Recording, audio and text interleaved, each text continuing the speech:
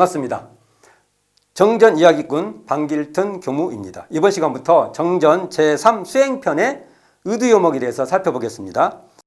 의두는 정기훈련 11과목 중 하나이면서 또한 상시응용 주의사항 중 하나로서 정정 법규 연습하기를 대강 마친 사람은 의두연마하기를 주의하라고 제시하고 있습니다.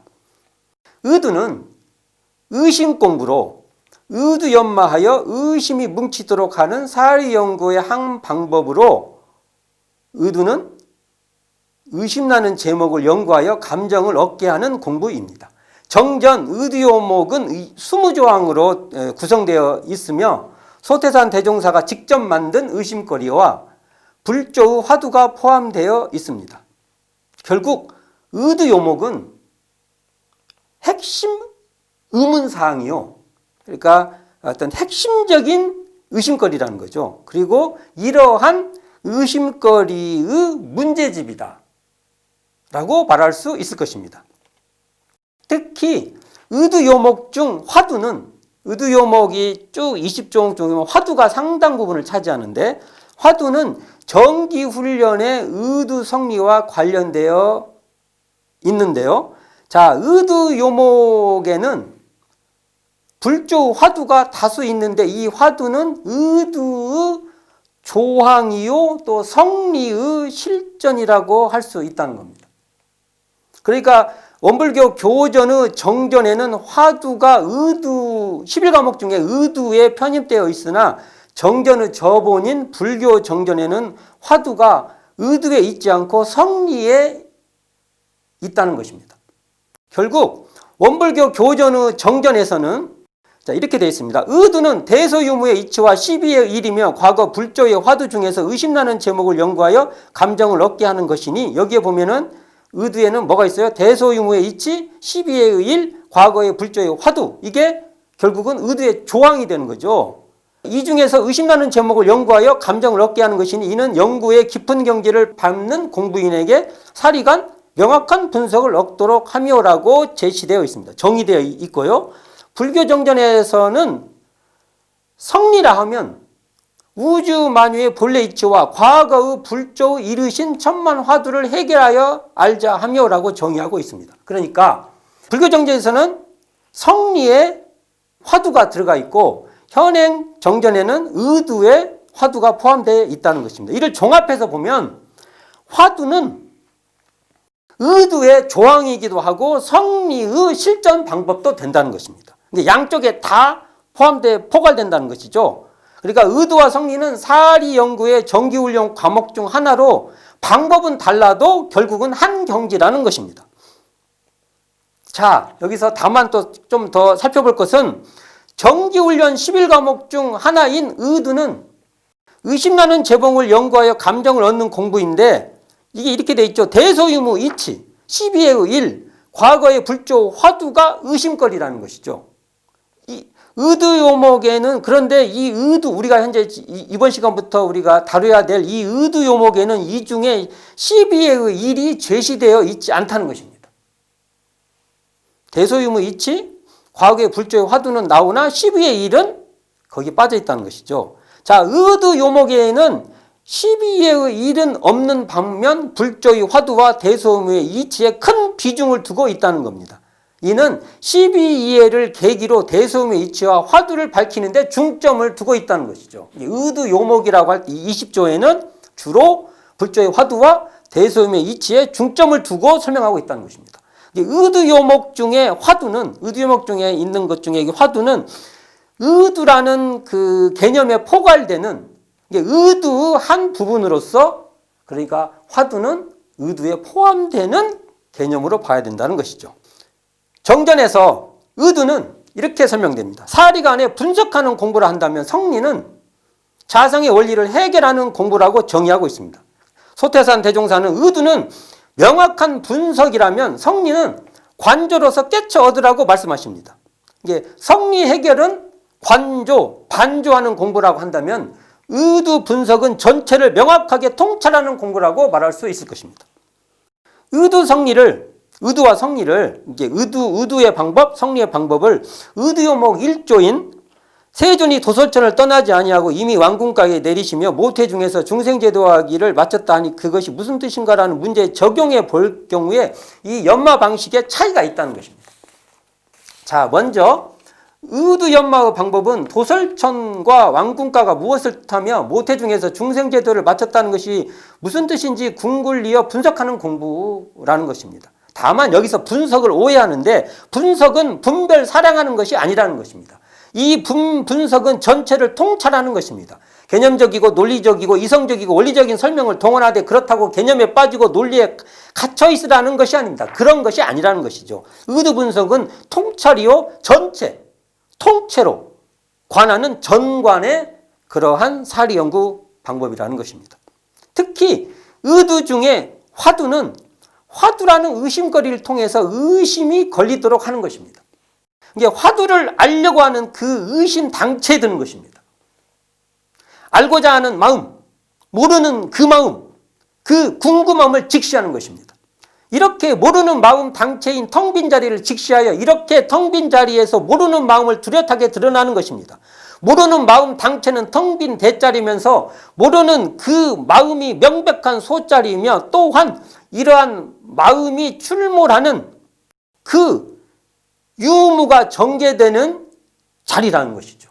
화두연마는 궁금한 마음을 통해 이 대소유무를 명확히 통째로 전체 그냥 통째로 분석하는 공부라는 거예요.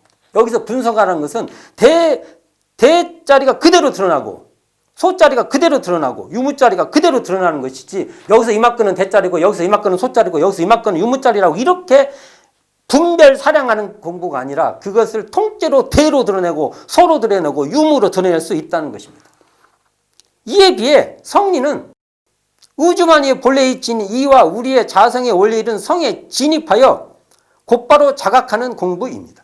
그러니까 우주만의 본래 이치와 우주만이의 본래 이치와 자성의 원리는 한 자리라는 것입니다. 이 자리에 곧바로 반조하여 들어가는 것입니다. 그러므로 불조의 화두라고 하는 말이나 우리의 자성이라고 하는 말이나 같은 말인 겁니다. 나중에 불교 정전에 있었던 불조의 화두를 원불교 정전에서 우리의 자성으로 바뀌는데 이것은 같은 뜻이라는 것입니다. 표현이 다르지 같은 말을 한 것이죠. 자, 성리는 개념이나 논리의 도움을 받아도 궁극적으로는 이에 의존해서는 안 된다는 겁니다. 논리와 개념에 떨어지면 성리와 멀어지기 때문입니다.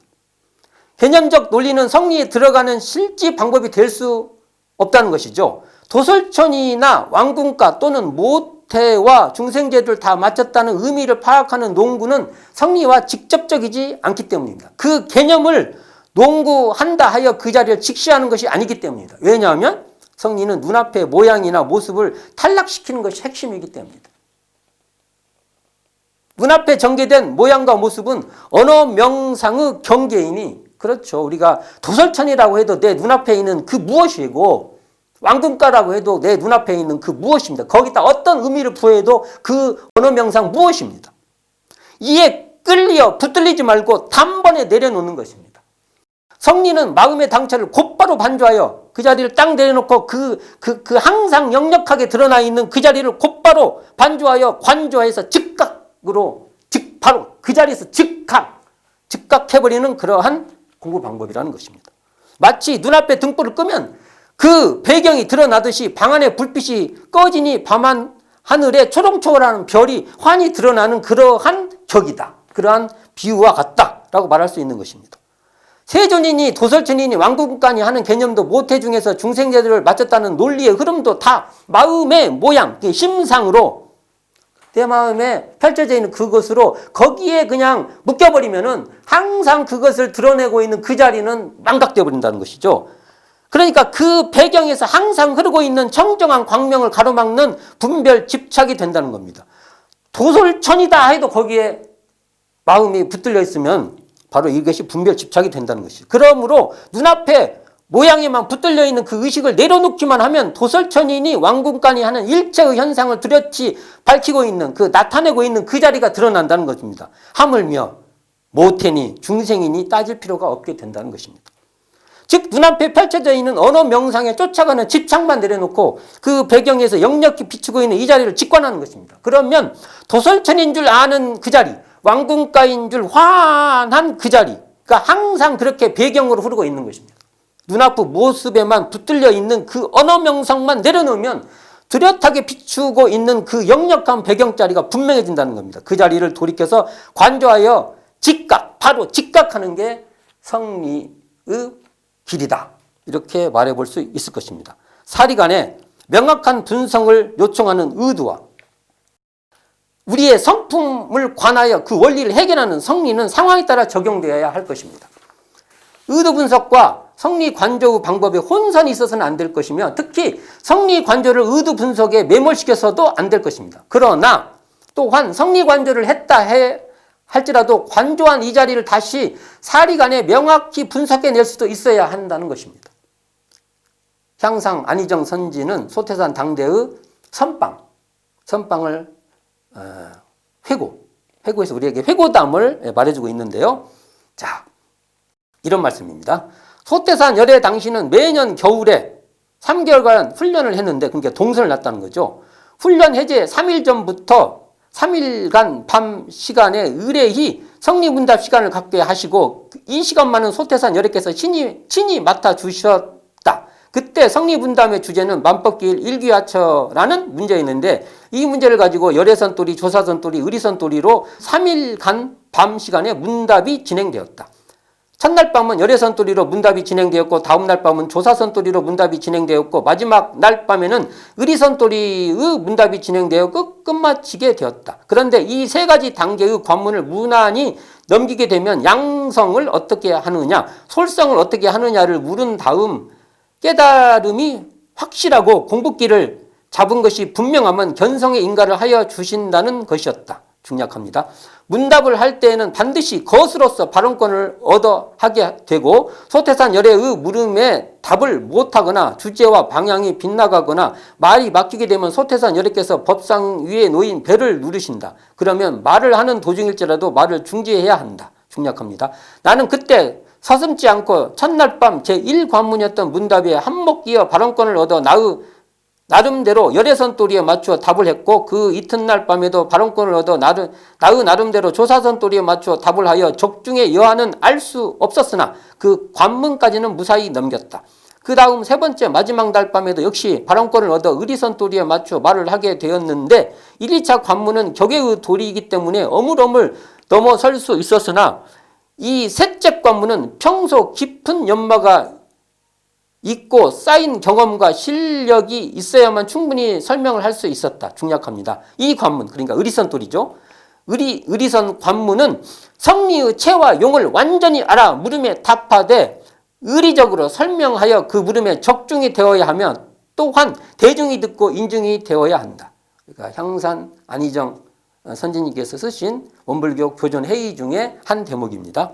자, 이 회고다음에 따라 유추해 본다면 성리는 관조하는 격외선적 설명이라면 의도는 의리선적으로 이것을 통합하여 말해본다면 의도는 의리적 공부로 시작하여 성품 반조하는 성리 체험에 들어 다시 이 체험을 의리적으로 나타내는 공부를 해야 한다는 겁니다. 이게 이제 순환된다는 거죠. 이게 성리는 대종경 성리품 6장 말씀처럼 말로 능사를 삼지 못하나 또한 말로 능히 할 수도 있어야 된다는 것입니다. 이게 대종사님의 입장이시죠. 그러니까 의두연마는 개념적인 의리로 시작하여 의두 공부는 개념적 의리로 시작하여 우주마의 본래의 이치와 자성의 원리를 체득하는 성리를 관조한 뒤 그 뒤는 또 이제 사리간에 적용하여 분석하는 것으로 놔둬야 한다는 것이죠. 이런 전반적 과정을 의두요목은 화두를 비롯하여 의심나는 제목인 문목으로 포괄하고 있는 것입니다. 자, 이걸 통합해서 다시 한번 설명해 보면 이렇게 설명해 볼 수 있을 것입니다.